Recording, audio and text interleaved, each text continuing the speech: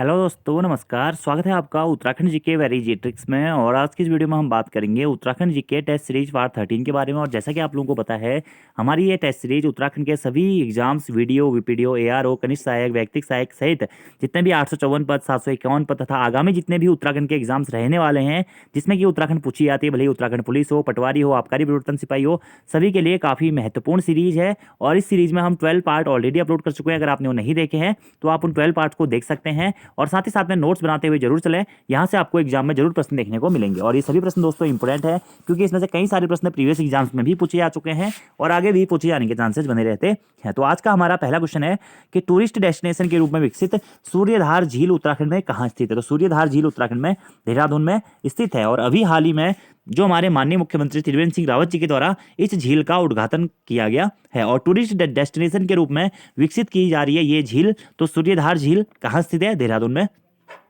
स्थित है। दूसरा हमारा प्रश्न है कि चमोली जनपद में आयोजित होने वाले रम्माण उत्सव को यूनेस्को द्वारा विश्व धरोहर सूची में कब शामिल किया गया। तो रम्माण उत्सव काफी प्रसिद्ध उत्सव है, जिसे उत्तराखंड का सबसे प्राचीन उत्सव के नाम से भी जाना जाता है। तो रम्माण उत्सव क्या है? उत्तराखंड का सबसे प्राचीन उत्सव है। इसे यूनेस्को द्वारा विश्व धरोहर सूची में शामिल किया गया 2 अक्टूबर 2009 को। और ये काफी महत्वपूर्ण प्रश्न है, एग्जाम में भी पूछा जा चुका है। और उत्तराखंड का सबसे प्राचीन उत्सव के रूप में इसे जाना जाता है। और इस उत्सव का आयोजन कहाँ किया जाता है? रम्माण उत्सव का एग्जाम में पूछा जा चुका है। तो चमोली जनपद में इस उत्सव का आयोजन किया जाता है। मेनली जो सलून डुंगरा क्षेत्र है वहां पर इसका आयोजन किया जाता है। और रम्माण उत्सव मुखौटा नृत्य शैली पर आधारित उत्सव के रूप में जाना जाता है। इसमें मुखौटा पहनकर इस उत्सव में नृत्य किया जाता है, इसी कारण से मुखौटा नृत्य शैली पर आधारित नृत्य के रूप में भी जाना जाता है। और यह एक प्रकार का संवाद विहीन उत्सव आप इसे कह सकते हैं, क्योंकि यह सिर्फ संगीत, नृत्य या ढोल दमाऊ या ताल आदि के आधार पर ही इसका आयोजन किया जाता है। अब देखिए, रम्माण उत्सव अपने नृत्य शैली के लिए और मुखौटा नृत्य के लिए काफी प्रसिद्ध माना जाता है। ठीक है, इसी उत्सव को स्यूत उत्सव या भूमियाल उत्सव के नाम से भी कभी कभी जाना जाता रहा है। और इस उत्सव में कई सारे नृत्य किए जाते हैं, जैसे कि ये बनियाई नृत्य किया जाता है और राम लक्ष्मण नृत्य किया जाता है और कई सारी चीजें की जाती हैं। कभी हम एक्स्ट्रा से अलग से इस टॉपिक को पढ़ेंगे। तो रम्माण उत्सव के बारे में आपको याद रखना है कि रम्माण उत्सव आयोजन चमोली में किया जाता है, मुखौटा नृत्य शैली पर आधारित है और उत्तराखंड का सबसे प्राचीन उत्सव है। यूनेस्को द्वारा विश्व धरोहर सूची या अमूर्त सूची में शामिल किया गया इसे कब? 2 अक्टूबर 2009 को। और ये क्या है? एक प्रकार का संवाद विहीन उत्सव है, जिसे खाली ढोल दमू इसके आधार पर किया जाता है। मुखौटा पहनकर नृत्य किया जाता है और कई सारे अन्य नृत्य इसमें किए जाते हैं।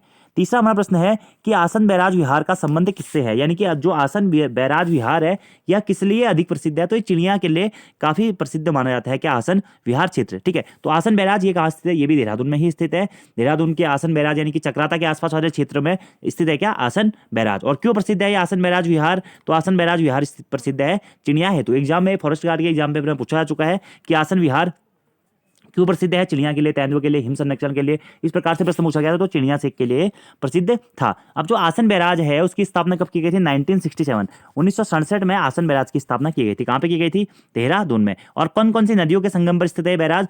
तो यमुना और आसन नदियों के संगम पर स्थित है ये आसन बैराज। और कहाँ पड़ता है? देहरादून में ही स्थित है। चलिए बात पढ़ लेते हैं इसके बारे में। आसन बैराज विहार का संबंध किससे? चिड़िया से है।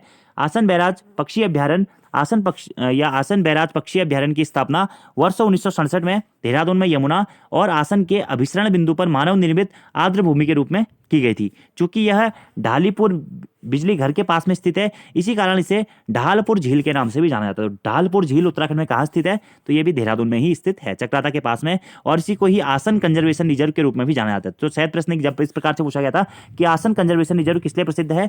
चिड़ियाओं हेतु, क्योंकि यहाँ पर मतलब विदेशी चिड़ियाओं हेतु काफी प्रसिद्ध क्षेत्र ये माना जाता है। अब इसी के साथ साथ आप लोगों ने पढ़ा होगा कि उत्तराखंड में 4 संरक्षण आरक्षित क्षेत्र है। उन 4 में से भी हमारा आसन वेटलैंड संरक्षण क्षेत्र एक स्थित है, जिसकी स्थापना 2005 में ही की गई थी। तो आसन विहार या आसन बैराज, उससे संबंधित जानकारियां मैंने आप लोगों को बता दी हैं, आप नोट डाउन जरूर कर लीजिएगा।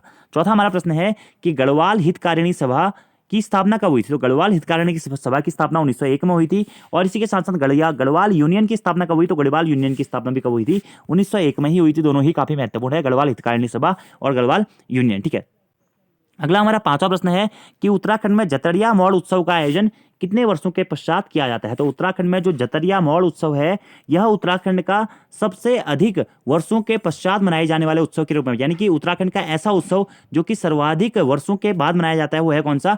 जतरिया मौड़ उत्सव, जिसका आयोजन कितने वर्षों के पश्चात किया जाता है? 26 वर्षों के बाद इस उत्सव का आयोजन किया जाता है। देखिए दोस्तों, आप लोगों ने मौड़ मेला पढ़ा होगा। मौड़ मेला काफी प्रसिद्ध मेला है, जौनसार बाबर क्षेत्र का मौड़ मेला। एग्जाम में भी पूछा जा चुका है मौड़ मेला किस क्षेत्र में लगता है। मौड़ मेला या मौड़ उत्सव अगर हम कहें तो उत्तराखंड में जो जौनसार बाबर वाला क्षेत्र है, हमारा देहरादून के आसपास का क्षेत्र, कहीं थोड़ा सा रवाई घाटी वाला क्षेत्र, उत्तरकाशी वाला, वहां पे मौड़ मेले या मौड़ उत्सव का आयोजन किया जाता है। ठीक है, और मेनली ये मौड़ मेला या मौड़ उत्सव का आयोजन किस नदी के किनारे किया जाता है? तो अलगाड़ नदी के किनारे किया जाता है इसी मौड़ मेले का आयोजन। और इसी मौड़ मेले का एक भाग माना जाता है क्या? जतरिया मौड़। ठीक है, जिसका आयोजन कब किया जाता है? 26 वर्षों के बाद इसका आयोजन किया जाता है। अब ये मौड़ मेले में क्या होता है? इसमें मछली पकड़ने का या मछली को मार के खाने का मतलब एक उत्सव या मेले के रूप में इसे जाना जाता रहा है। ठीक है, और देखिए मौड़ मेला वैसे तो जौनसार बाबर में लगता है, लेकिन कुमाऊं में भी इसी की तर्ज पर एक मेला लगता है। कौन सा? मासी में लगता है, जिसे हम ढहोत्सव या मासी मेले के नाम से जानते हैं या ढहोत्सव के नाम से जानते हैं। उसमें भी अल्मोड़ा में जो मासी नदी, मासी के आसपास का क्षेत्र है, रानीखेत के आसपास का क्षेत्र, वहाँ पे ढहोत्सव का आयोजन किया जाता है और मछली पकड़ के वही वाला, मतलब जिस प्रकार से मौड़ मेला है उसी प्रकार से अल्मोड़ा के मासी में भी एक ढहोत्सव का आयोजन किया जाता है, जो कि मछली पकड़कर खाने से ही संबंधित रहता है। तो मौड़ मेला या मौड़ उत्सव कहाँ आयोजित होता है? जौनसार बाबर क्षेत्र में, और उसी का एक टाइप है हमारा जतरिया मौड़। तो जतरिया मौड़ उत्सव का आयोजन भी कहाँ किया जाता है? जौनसार बाबर क्षेत्र में किया जाता है। और कितने वर्षों के बाद भी आयोजित होता है? 26 वर्षों के बाद में। और जबकि ये मौड़ मेला या मौड़ उत्सव है वो प्रतिवर्ष आयोजित किया जाता है। अगला हमारा प्रश्न है, उत्तराखंड में न्योली क्या है? तो न्योली अगर आप लोगों ने पढ़ी हो, सुनी होगी दोस्तों, अगर आप कुमाऊनी या गढ़वाली हैं तो वो जोर जोर से आवाज में कहते नहीं, वो हिमालय को इस टाइप से सुर लगा के जो कहते हैं। आजकल भी आप कुमाऊनी या गढ़वाली गाने सुनेंगे तो स्टार्टिंग में न्योली टाइप की गाई जाती है, उसके बाद में गीत शुरू होता है। तो वही न्योली क्या है? ये वन गीत है। काफी बेसिक सा क्वेश्चन है, एग्जाम में पूछा जा चुका है कि न्योली क्या रहता है। न्योली हमारा एक वन गीत रहता है। और न्योली जो रहता है, गीत तो रहता ही है, गीत के साथ साथ ही इसे एक प्रेम प्रतीक गीत या विरह मूलक गीत के रूप में भी जाना जाता है। ऐसा कहा जाता है कि जब पहाड़ों की स्त्रियां, कुमाऊनी गढ़वाल की स्त्रियां, क्योंकि देखिए पहाड़ों में रोजगार की कमी है, तो इस कारण प्राचीन समय से यहाँ के जो लोग थे या उनके जो पति थे, औरतों के जो पति होते हैं, वो व्यापार करने या आप ये कह सकते हैं कि काम वाम ढूंढने बाहर को जाते थे। तो उनकी विरह में या उनके प्रेम की याद में जो गीत गाए जाते थे उन्हें ही न्योली गीत कहा जाता था। ठीक है, इन्हें प्रेम प्रतीक के गीत या विरह मूलक गीत के रूप में भी जाना जाता था। ऐसा कहा जाता था कि मतलब न्योली खुद से बनाई जाती थी अपने प्रेयसी की याद में। ठीक है, और ये जो न्योली है इसकी शुरुआत मानी जाती है कहाँ से? नेपाल से। ठीक है, मेनली जो हमारी उत्तराखंड में जो न्योलियाँ गाई जाती है, मेनली कुमाऊनी में न्योलियाँ काफी प्रसिद्ध हैं। तो कुमाऊनी में जो न्योली है उस पर मेनली प्रभाव माना जाता है किसका? नेपाली गीत शैली का और प्रेम प्रतीक या विरह मूलक के रूप में इसे जाना जाता है। जैसे कि आप लोगों ने एक न्योली सुनी भी होगी, जैसे अगर सुन सकते हैं आप, यूट्यूब पे मिल जाएगी आपको, कि हिमालय को ऊंचा डाना, आई रे पड़ी रे बर्फ, इस टाइप से न्योलियाँ रहती है, आप उन्हें सुन सकते हैं। अगर हमारा सातवां प्रश्न है, काफी महत्वपूर्ण प्रश्न है क्योंकि 3 से 4 बार यहाँ से प्रश्न एग्जाम में पूछा जा चुका है कि गढ़वाली फिल्म जगवाल के निर्देशक कौन थे? तो गढ़वाली फिल्म जगवाल के निर्देशक थे कौन? पारेश्वर गौड़ जी। कौन थे? पारेश्वर गौड़ जी। और यहीं से एक बार प्रश्न ये पूछा जा चुका है दोस्तों कि उत्तराखंड की प्रथम फिल्म जगवाल किसके द्वारा निर्देशित की गई थी? तो पारेश्वर गौड़ जी के द्वारा ही निर्देशित की गई थी। और यहीं से एक बार और प्रश्न पूछा जा चुका है कि उत्तराखंड की प्रथम फिल्म कौन सी थी? तो उत्तराखंड की प्रथम फिल्म थी कौन सी? जगवाल। क्या थी? जगवाल। तो इसी के बारे में पढ़ लेते हैं हम कि गढ़वाली फिल्म जगवाल के निर्देशक कौन है? यह है पारेश्वर गौड़ जी। और इसी जगवाल फिल्म को, जगवाल उत्तराखंड की प्रथम फिल्म है, वो गढ़वाली भाषा की प्रथम फिल्म के रूप में भी इसे जाना जाता है। 1983 में इस फिल्म का निर्माण किया गया था और इसके निर्माता और निर्देशक कौन थे? पारेश्वर गौड़ जी थे। तो गढ़वाली फिल्म जगवाल के निर्देशक कौन है? पारेश्वर गौड़ हैं। और पारेश्वर गौड़ के द्वारा 1983 में इस फिल्म का निर्देशन किया था। और जगवाल जो फिल्म है वह उत्तराखंड की प्रथम फिल्म है। और प्रथम फिल्म तो ये उत्तराखंड की है, लेकिन किस भाषा में बनी हुई है? गढ़वाली भाषा में बनी हुई उत्तराखंड की प्रथम फिल्म है, जिस कारण इसे गढ़वाली भाषा की प्रथम फिल्म के नाम से भी जाना जाता रहा है। और वहीं पूछा जाए कि कुमाऊनी भाषा की प्रथम फिल्म कौन सी है? तो वह है मेघा। क्या है? मेघा आ। इतने पॉइंट आपको यहाँ से डायरेक्टली नोट डाउन करने हैं। 8वां हमारा प्रश्न है कि सरोला सभा की स्थापना कब व किसके द्वारा की गई थी? तो सरोला सभा की स्थापना की गई थी कब? 1904 में। किसके द्वारा? तारादत्त गैरोला जी के द्वारा इस सरोला सभा की स्थापना की जाती है। आपने पढ़ा होगा सरोला ब्राह्मण, बताइए चलो कमेंट बॉक्स में कि सरोला ब्राह्मणों की नियुक्ति किसने करी थी? किसने करी थी सरोला ब्राह्मणों की नियुक्ति? और सरोला ब्राह्मणों की ही एक सभा बनाई किसने? तारादत्त गैरोला जी ने, जिसे सरोला सभा के नाम से जाना जाता था। और कब बनाई थी ये? 1904 में। काफी महत्वपूर्ण है। सरोला सभा की स्थापना कब हुई? 1904 में। किसके द्वारा की गई? तारादत्त गैरोला जी के द्वारा की गई। अब इसी के साथ साथ कुछ हमारे अन्य सभाएं भी थे, जैसे सरोला सभा पंडितों हेतु थी, उसी प्रकार से एक ठाकुरों हेतु भी सभा थी। कौन सी? क्षत्रिय सभा। क्षत्रिय सभा। देखिए सरोला सभा पंडितों की सभा होगी, तो क्षत्रिय सभा यानी कि ठाकुरों की सभा, जिसकी स्थापना कब हुई? 1919 में जोत सिंह नेगी जी के द्वारा इस क्षत्रिय सभा की स्थापना की जाती है। अब इसी के साथ साथ एक अमन सभा थी। अमन सभा इसकी स्थापना कब हुई? 1930 में हुई, है तो आपको पता ही होगा। इसी के साथ साथ में एक सभा थी गोरक्षिणी सभा, गोरक्षिणी सभा, जिसकी स्थापना 1907 में धनीराम मिश्र के द्वारा की गई थी। ठीक है, कई सारी अन्य सभाएं भी थी जो कि ज़्यादा महत्वपूर्ण नहीं है एग्जाम की दृष्टि से, और होंगे भी तो हम आगे करा देंगे आपको। ठीक है, अगला हमारा 9वां प्रश्न है कि कुमाऊं में शिक्षा विभाग, कुमाऊं काउंसिल की स्थापना कब व किसके द्वारा की गई थी? तो कुमाऊं में शिक्षा विभाग की स्थापना कमिश्नर हेनरी रैमजे के द्वारा की गई थी, जिसके समय पर 1857 की क्रांति हुई थी, वही था ये हेनरी रैमजे। ठीक है, तो शिक्षा विभाग की स्थापना कुमाऊं में सर्वप्रथम किसके द्वारा की गई थी? हेनरी रैमजे के द्वारा। या हम कह सकते हैं कुमाऊं में शिक्षा विभाग या कुमाऊं काउंसिल की स्थापना कब और किसके द्वारा की गई थी? कुमाऊं काउंसिल, जो कि शिक्षा से संबंधित विभाग था, इसकी स्थापना 1856 में हेनरी रैमजे के द्वारा ही की गई थी। इंपॉर्टेंट प्रश्न है, और हेनरी रैमजे के बारे में आपको पहले काफी सारी चीजें बता चुका हूं। अगला हमारा प्रश्न है कि कुमाऊं को किस वर्ष, मतलब कुमाऊं को किस वर्ष कुमाऊं व गढ़वाल 2 जिलों में विभक्त किया गया था? तो कुमाऊं को सर्वप्रथम 1839 में कुमाऊं और गढ़वाल 2 जिलों में विभक्त किया गया था। जैसा कि दोस्तों मैंने आपको पहले भी बता चुका हूं कि संगौली की संधि होती है हमारी कब? 28 नवंबर 1815 को, या 2 दिसंबर 1815, अलग अलग किताबों में अलग अलग डेट मिलेगी आपको। इसके बाद में क्या होता है, हमारे कुमाऊं और गढ़वाल के क्षेत्र पर टिहरी रियासत को छोड़कर संपूर्ण क्षेत्र पर किसका अधिकार हो जाता है? ब्रिटिश या अंग्रेजों का अधिकार हो जाता है। और अंग्रेजों के द्वारा यहाँ पर क्या अपनी ईस्ट इंडिया कंपनी की स्थापना की जाती है, जिसका नाम रहता है क्या? कुमाऊं, सॉरी, इसका नाम है कुमाऊं कमिश्नरी। ठीक है, कुमाऊं कमिश्नरी की स्थापना 1815 में होती है, और इसके प्रथम कमिश्नर कौन होता है? ई गार्डनर। तो जो कुमाऊं कमिश्नरी होती है, पूरा जो कुमाऊं और गढ़वाल का जो वर्तमान समय का एरिया है टिहरी रियासत को छोड़कर, वह कुमाऊं कमिश्नरी के अंतर्गत आता था। और उस कुमाऊं कमिश्नरी को उस टाइम पे कुमाऊं जनपद के रूप में जाना जाता है। ठीक है, कुमाऊं कमिश्नरी की स्थापना 1815 मानी जाती है, और कुमाऊं जनपद की स्थापना भी 1815 मानी जाती है। और पूरा जो क्षेत्र था, पूरा उत्तराखंड का हमारा जो क्षेत्र था टिहरी रियासत को छोड़कर खासकर, वह सभी कुमाऊं जनपद या कुमाऊं कमिश्नरी के अंतर्गत आता था।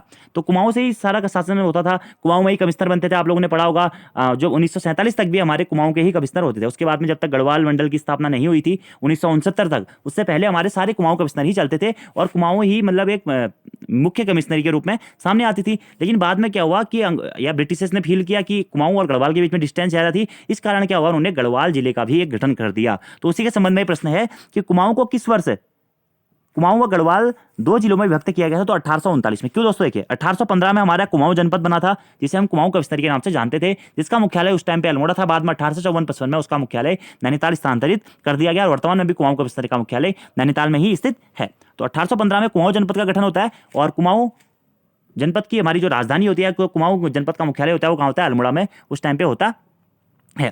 उसके बाद में क्या होता है कि कुमाऊं और गढ़वाल के बीच में डिस्टेंस ज़्यादा होती है, जिस कारण क्या होता है, ब्रिटिश से सोचते हैं कि यार उन्हें गढ़वाल में भी क्या करना चाहिए, एक मंडल बनाना चाहिए जहां से उसका शासन व्यवस्था देखी जा सके, क्योंकि कुमाऊं से गढ़वाल जाने में काफ़ी टाइम लगता था और डिस्टेंस भी काफ़ी ज़्यादा थी। इस कारण ब्रिटिश के द्वारा 1839 में क्या किया जाता है? पौड़ी गढ़वाल जनपद का गठन किया जाता है। पौड़ी गढ़वाल जनपद का गठन, पौड़ी गढ़वाल जनपद का गठन किया जाता है। तो यही प्रश्न यहाँ पर है कि कुमाऊं को किस वर्ष से कुमाऊं व गढ़वाल 2 जिलों में विभक्त किया गया था? तो 1839 में। क्यों? क्योंकि 1839 में ही क्या हुआ, पौड़ी गढ़वाल जनपद बना, जिस कारण 1839 में ही कुमाऊं को 2 भागों, कुमाऊं जनपद व गढ़वाल जनपद में विभक्त कर दिया गया। तो पौड़ी गढ़वाल जनपद की स्थापना कब हुई पूछा जाएगा, तो 1839 आपको सही करना। अगर 1839 ऑप्शन में नहीं है तो आप 1840 को भी सही कर सकते हैं, क्योंकि बहुत सारी किताबों में आपको पौड़ी गढ़वाल जनपद की स्थापना 1840 भी देखने को मिलेगा, लेकिन एक्चुअल स्थापना की अगर हम बात करें तो 1839 में मानी जाती है। इसके बाद देखिए कुमाऊं और गढ़वाल जनपद रहते हैं हमारे कब? 1891 तक।